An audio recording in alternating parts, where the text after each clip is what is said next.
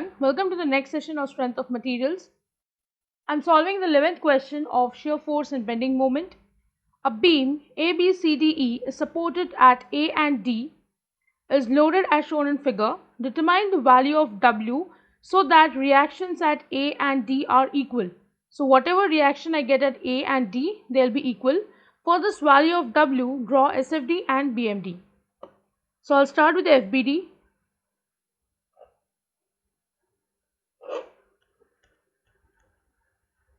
At point A, the reaction is VA.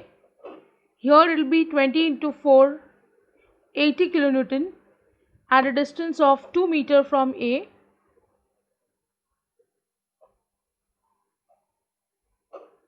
This is point B. This distance is also 2 meters. Here it is C. And here there is a moment of 20 kilonewton meter. At D, the reaction is VD. And at E, there is a load of W. So this is 2 meters. And this is 2 meters. This is my FBD. I'll start by calculating the value of VA, VD and W. So let's start with summation of force in y direction is 0. Upward force is positive. I have VA upwards, 80 downwards. I have VD upwards and I have W downwards is equal to 0. Now here this VA and VD are equal. So let this VA is equal to VD is equal to V, and this is given to me. So I'll write down here, therefore V minus 80 plus V minus W is equal to 0. So I'll have therefore twice V minus W is equal to 80. This is my first equation. Next I'll take up summation of moment about A is equal to 0. Clockwise moment will be positive. So I start at A, 80 will turn clockwise. So I'll have 80 into 2. This is anti-clockwise, so minus 20. VD will go anti-clockwise towards A, so it is VD into 8. And last I have W going clockwise, so plus W into 10 is equal to 0. Now this VD is again V, so I can write down therefore minus 8V plus 10W is equal to minus 140. So I can mark this as equation 2.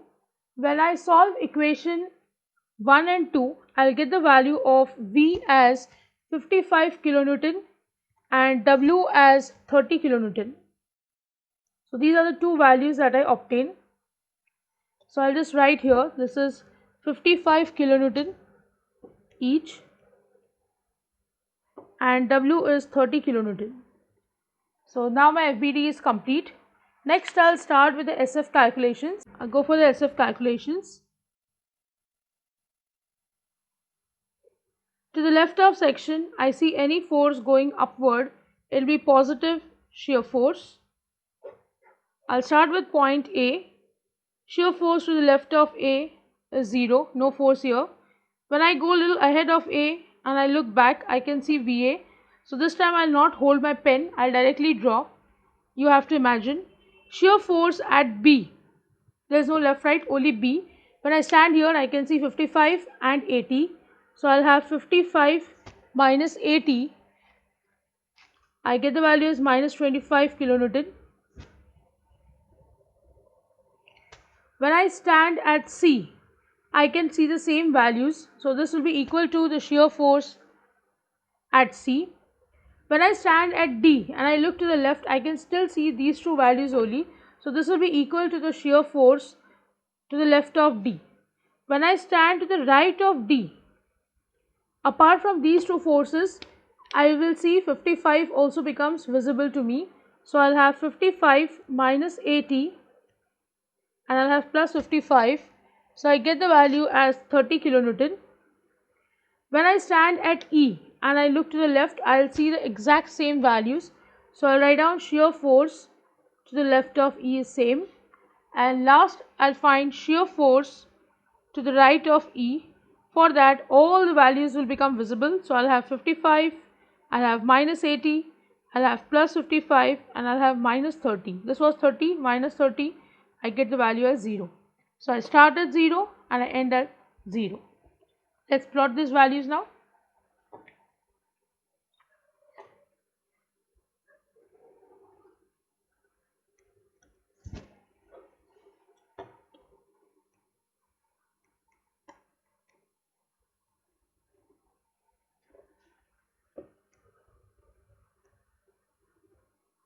Left of A the value is 0, right of A the value is 55, which is the highest positive value. Next I go to the point B, the value is minus 25. At C the value is again minus 25. At D the value is minus 25, and to the right of D the value is plus 30. To the left of E the value is plus 30, and to the right of E the value is 0. Now I'll join these points. From left of A to the right of A, it will be a straight line. Between A to B, if I draw a straight line and if I observe, here it will be a straight line joining 55 to 25.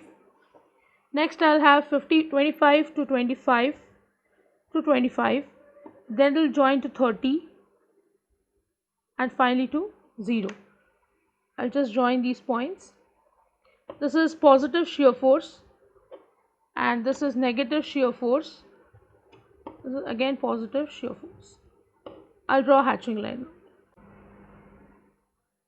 So this is how the shear force diagram is supposed to be made. Now if you observe over here, I have got a point of 0 shear. So let me call this point as F. I need to calculate this distance x. This calculation is going to be very simple. I am going to take into consideration these two triangles. So here if you observe by similarity of triangles, I am taking a ratio that is of the side 55 divided by the side 25 will be equal to AF upon FB. I have done this calculation before, so I am not writing in detail.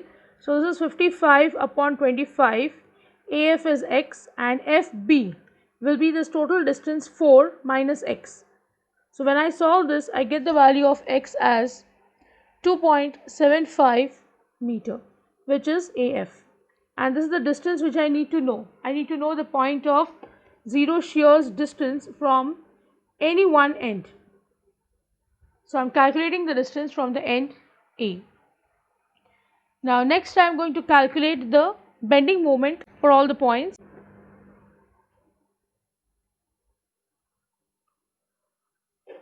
To the left of section, if I see any moment which is clockwise, I'll say it is positive bending moment. I start with the point A. To the left of A there is no moment, so the value is 0. For bending moment at B, I'll calculate at F also. First I'll calculate for all the other points and then I'll come back to F. So when I'm standing at point B, I can see VA turning clockwise and AT turning anti-clockwise. So I'll have the value as 55 into 4 minus 80 into 2. I get the answer as 60 kilonewton meter. Next I'll calculate the bending moment at C. Now please be careful, when I am at C, there is a moment here. So at this point, the bending moment will be calculated twice. So when I stand at C and I look to the left, I will see 55 into 6 minus 80 into 4. I get the value as 10 kilonewton meter. Next I'll calculate the bending moment at right of C.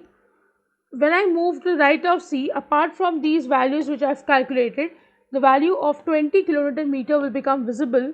So I'll have 55 into 6 minus 80 into 4 and minus 20, which makes it to minus 10 kilonewton meter. Next I'll calculate the bending moment at D. When I stand at D, I can see VA turning clockwise, AT turning anti-clockwise and this moment is also anti-clockwise. So I'll have 55 into 8 minus 80 into 6 minus 20. I get the value as minus 60 kilonewton meter. Last, I'll calculate the bending moment at E. When I stand at E, I'll see VA turning clockwise, I'll see this 80 turning anti-clockwise, 20 turning anti-clockwise, and VD turning clockwise. So I get it as 55 into 10 minus 80 into 8 minus 20 plus 55 into 2. I get the value as a 0. So I start at 0 and I end at 0. Now the only value which I need to calculate is for the point F. Now for F, you can see there is a UDL here. So I'll draw the UDL. So I have A to F. At A there is a load of 55 kilonewton and this is a point F.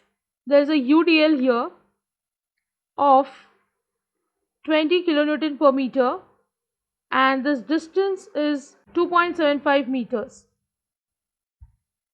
So if you recollect and if I draw the FBD of this diagram, it would be something like this: 55 kilonewton at A, this will be 20 into 2.75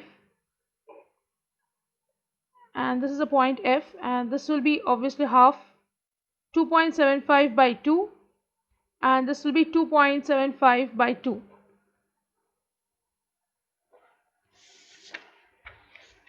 So when I calculate this, it would be, I have to calculate the bending moment at F. So this will be 55 into 2.75 clockwise minus 20 into 2.75 into 2.75 by 2.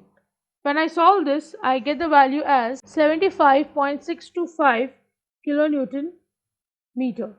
So the value of bending moment at F is 75.625 kilonewton meter. Now let's plot these values.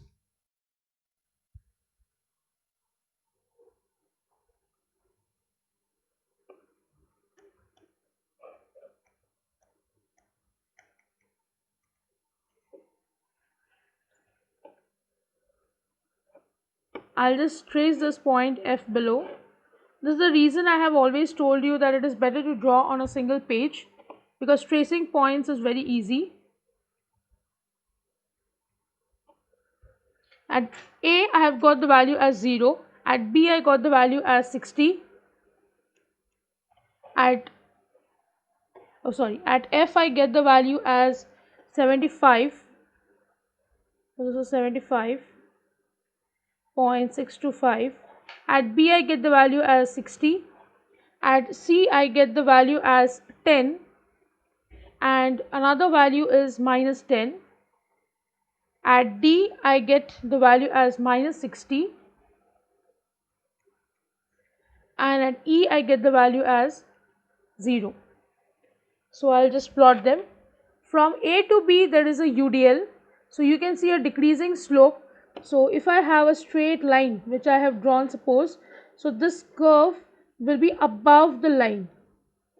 And again here it will be above the line. So this is the curve which I get. Next, from B to C, I will, up to this point. It's up to this point. Next, from 60 to 10, I'll join with the straight line. Then again from 10 to minus 10. Next, from minus 10 to 60 will be a linear line. And from minus 60 to 0 will also be a linear line. And I'll just join these points. This is negative bending moment. This is positive bending moment. And my hatching line has to be drawn now. So this is my hatching line.